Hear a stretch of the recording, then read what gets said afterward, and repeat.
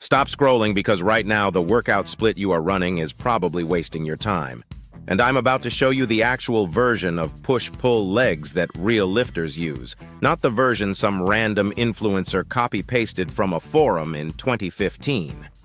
Here's the problem.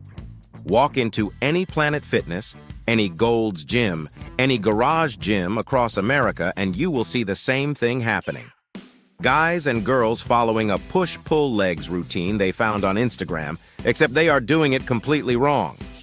They are training push muscles on Monday, skipping pull day because it felt boring, then jumping straight into legs because someone told them squats are the most important exercise. No structure, no recovery plan, no actual logic behind it. And 6 months later, they wonder why their bench press hasn't moved, why their back still looks flat, and why their legs are sore for 4 days straight but never actually growing. So let's fix that right now, with real numbers, not vague advice. Push. Pull legs is a training split based on how your muscles actually work together. Push day covers every muscle involved in pushing movements. That's your chest, your shoulders, and your triceps. Pull day covers every muscle involved in pulling movements. That's your back, your rear shoulders, and your biceps. Leg day covers your quads, hamstrings, glutes, and calves. The entire point of splitting it this way is recovery efficiency. Research on muscle protein synthesis shows that a trained muscle needs roughly 48 to 72 hours to fully recover and rebuild after a hard session. PPL respects that biology instead of fighting it. Let's talk push day specifically, because this is where most people overcomplicate things.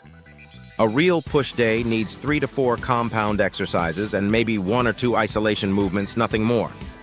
You want a heavy pressing movement first, something like barbell bench press or overhead press, 4 sets of 6 to 8 reps, because that rep range builds both strength and size. Then you move to an incline dumbbell press, 3 sets of 8 to 12 reps, to hit the upper chest that flat bench misses. Add a lateral raise for shoulder width, 3 sets of 12 to 15 reps, and finish with tricep pushdowns, 3 sets of 10 to 12. That's it. That's a complete push day. You do not need 8 different chest exercises. You need progressive overload on the right 4 or 5 movements. Now here's a pattern interrupt for you. If your push day workout currently takes you 90 minutes and you are doing 12 different exercises for chest alone, you are not training harder, you are training longer, and those are not the same thing.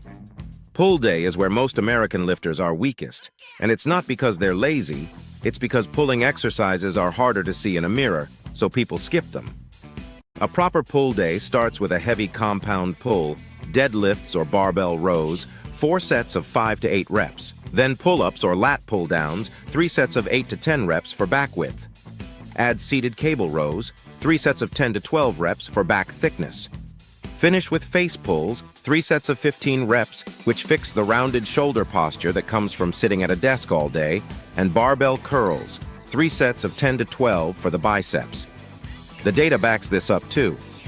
A 2023 study published in the Journal of Strength and Conditioning Research found that lifters who trained pulling muscles with equal or greater volume than pushing muscles had significantly better shoulder health and fewer injuries over a 12-month period. Leg day. This is the one Americans either obsess over or completely avoid. There's no middle ground. A real leg day needs squats or leg press as the foundation, 4 sets of 6 to 10 reps, because that rep range builds both raw strength and muscle size in your quads. Then, Romanian deadlifts, 3 sets of 8 to 10 reps for the hamstrings and glutes, the muscles that actually shape how your legs look from behind.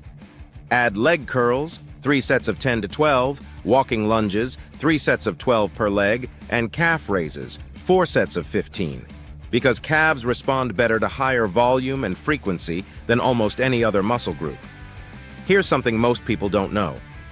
Your quads can handle being trained again within 48 hours, but your lower back from heavy squats and deadlifts often needs closer to 72 hours. That's exactly why PPL spaces leg day out properly instead of stacking heavy lower body work back to back.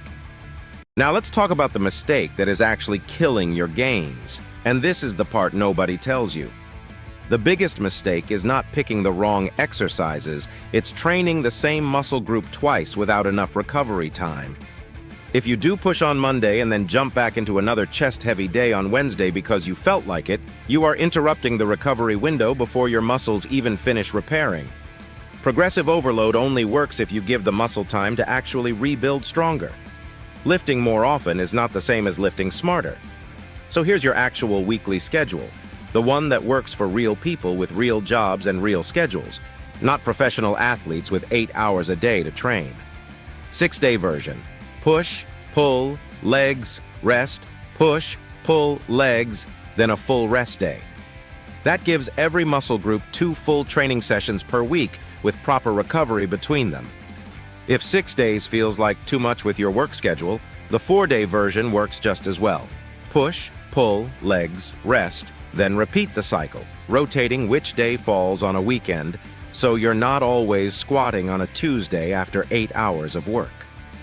Now, who should not be doing PPL? If you are a complete beginner with less than 3 months of consistent training under your belt, a full body routine 3 times a week will actually build muscle faster for you, because your nervous system needs time to learn the movement patterns before splitting them apart makes sense. PPL becomes the better choice once you can comfortably perform the major lifts with good form, and you're ready to add more total volume per muscle group than full body training allows. Here's the actual truth wrapped up simply. Push. Pull legs works because it respects how your muscles recover, not because it's trendy or because some influencer with a six-pack told you to do it. Train each muscle group with the right exercises, the right rep ranges, and enough recovery between sessions, and the results follow naturally. Save this video, come back to it before your next gym session, and if you want the exact spreadsheet version of this split with progression built in, let me know in the comments and I'll get it made.